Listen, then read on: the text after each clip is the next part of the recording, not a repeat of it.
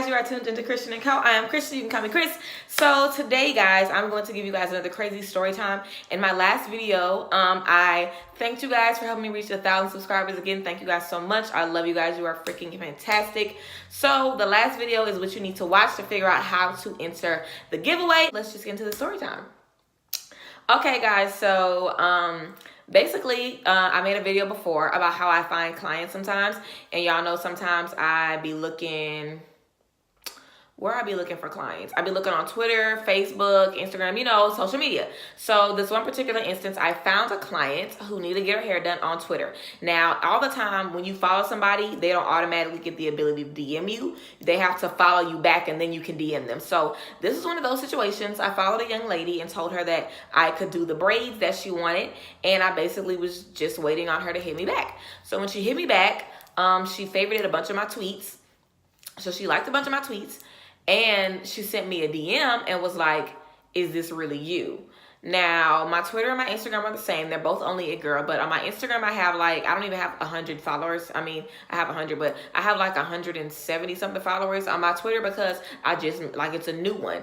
I kind of like purged my Twitter not too long ago. So it was brand new. So I don't have that many followers and that's how I like it. So I guess she thought that it was like a catfish account because, you know, me and not that many followers.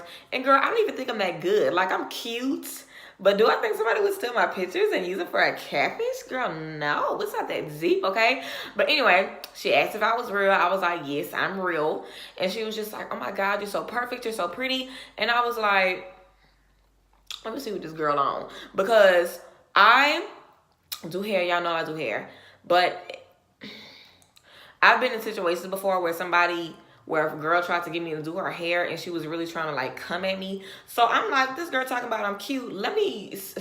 Do you really need your hair done, sis? Or are you trying to like flirt and be cute? Because I'm about this paper, baby. So let's get to the money, okay? Let's get to the business. So she basically, like, while I was trying to alert this girl fucking Twitter to like get her tea, I ended up seeing that she had Louisiana Made in her bio. So I'm like, Louisiana Made?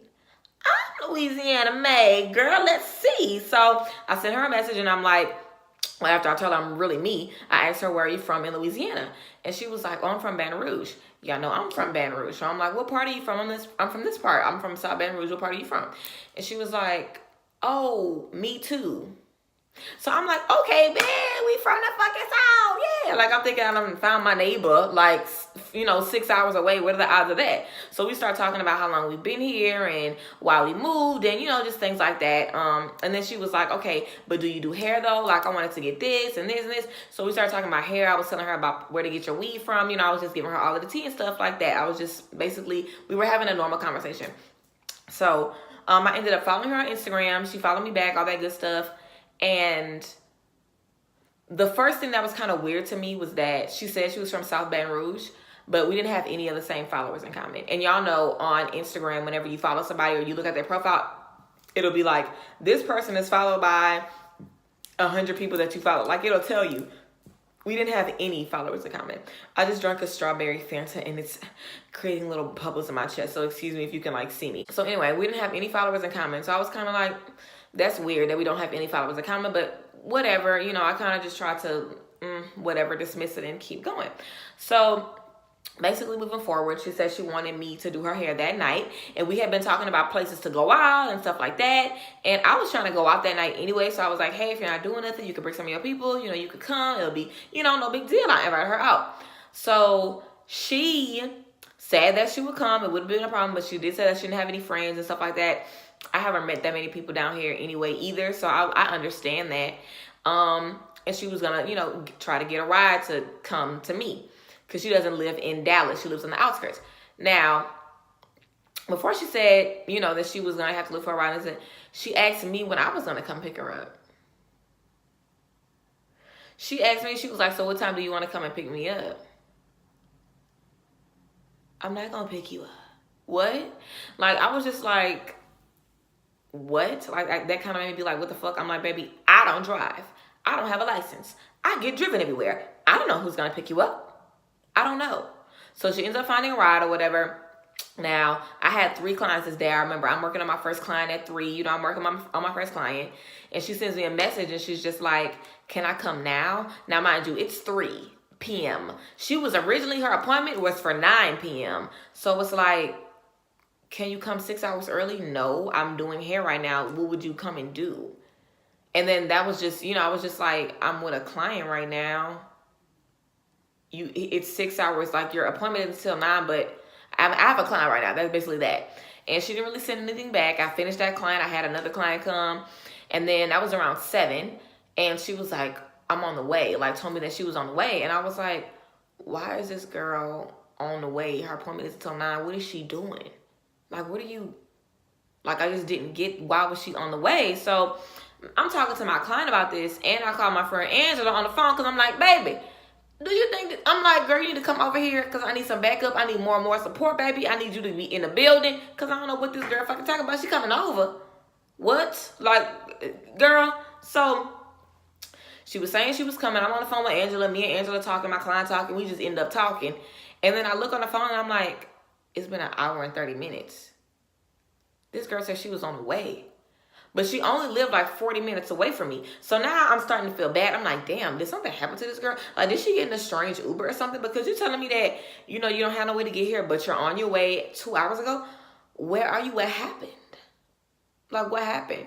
So I'm not even worried about it. I finish my client. She goes. Angela comes over. We start getting ready to go out. All that good stuff. So the girl ends up texting me, and she's like, oh, the weather was really bad. Like, the person who was driving me said they couldn't drive me because the weather was too bad. And she was just like, I really wanted to go out. I'm so upset, this is that. And I was like, girl, it is what it is. I don't drive. I understand, depending on other people, it can get shaky, no big deal. And she basically was like, she basically started to tell me why she didn't have her car and why, her situation was difficult, so she was just telling me that some stuff had happened with her mom and, just telling me like her story or whatever, telling me what's going on with her. And I'm just taking it all in because a lot of people like to vent to me. So I'm just taking it all in, being supportive. And then she hints at coming to stay with me, like coming to live with me. Like, she asked me like if I live by myself, and she was like, if only there was somebody I know that would let me just stay with them for a little while. Like, it would only be a little while. Oh, if only I knew someone with their own place who would come and let me, basically kind of trying to open the door for me to be like, you can come live here on that kind of tip. And I was just kind of like, I know she's not trying to insinuate that she come live up in here. I was just like, what? And the whole time I'm still trying to be encouraging. I'm like, girl, you'll find somewhere. I'm thinking, bitch, not here. What the fuck? Like, you doing a lot. And it starts to chime into me. This girl came from me from South Baton Rouge. Ain't no girl from the South gonna meet nobody that they don't know and just be like, can I move in, sis? Like, nobody would do that. I wouldn't do that. And I'm not even like no damn, you know what I'm saying? I wouldn't do that. Like, why would I come and stay with somebody? I don't know nothing about you. I don't know if you got a nigga, if you got churn. I don't know what you doing. I don't know if you selling. I don't know what you're doing, baby. You know what I'm saying? It's like, what BR are you from? Because, girl. So, moving forward. So, we end up talking about that all night. And basically, she doesn't come get her hair done that night. And I'm just like, well, we could postpone it to the morning. I was like, we could do it in the morning. Now, the whole time I'm out, I'm just thinking, like, and I was just getting more and more uncomfortable with the idea of her being at my house. Now, this is what made me really get uncomfortable. She sends me a message, and she's like, would it be okay if I come at 9 and stay till 5? Like, if that's cool with you. Asked to come and stay from 9 to 5 so we could get to know each other better, said that. And I can't be around nobody from 9 to 5. That's just a long time. Like, that's just too long. Like, that just rubbed me the wrong way. I was like, I don't want to do this. Because what happens if this girl shows up, you know what I'm saying? Her ride drops her off, and they don't come until 5 o'clock, and she's just here. And I'm ready for her to go, and I end up having to call her an Uber back home. You know what I'm saying? It's like, I just don't want to be put in that predicament. I don't want nobody up in here from 9 to 5. I just didn't want to be put into that predicament. I just did not want to have to deal with that. Like, that just didn't sit right with me. It's just like, what? Because she said she wanted to stay till 9 to 5, and then she said that she had a meeting to go to at 12. It was just so much back and forth stuff, and it was just getting on my nerves, and it made me uncomfortable. And I felt like I was gonna be put into the situation where I was gonna have to call somebody to get help out of my house. It was just weird, you know what I'm saying? And I'm not used to nobody not knowing me and just being friendly like that. Like, that's weird. Like, that's weird to me. If you just meet somebody and you ready to stay with them, and like, you know what I'm saying, it's just sitting at their house getting to know them from 9 to 5, like, that's just weird to me. I'm not used to nobody being friendly like that, and you being friendly like that is off. It's extra, and it made me uncomfortable. Now, I don't know if any of the stuff she was saying was true. I hope she wouldn't be lying like that, saying all that kind of crazy stuff, because that stuff just put bad juju on you. So I hope she wasn't lying about all that stuff, but girl, that was a lot. Okay, guys, I hope you enjoyed this crazy story time from one of my clients that I had to give to you guys. I love sharing these stories with you guys because you always ask for crazy client story time. So as long as they're happening, I'm just going to keep bringing them to you guys. I love you guys so much as always. Thank you again for helping me get to 1,000 subscribers. And I will see you guys next time. Bye.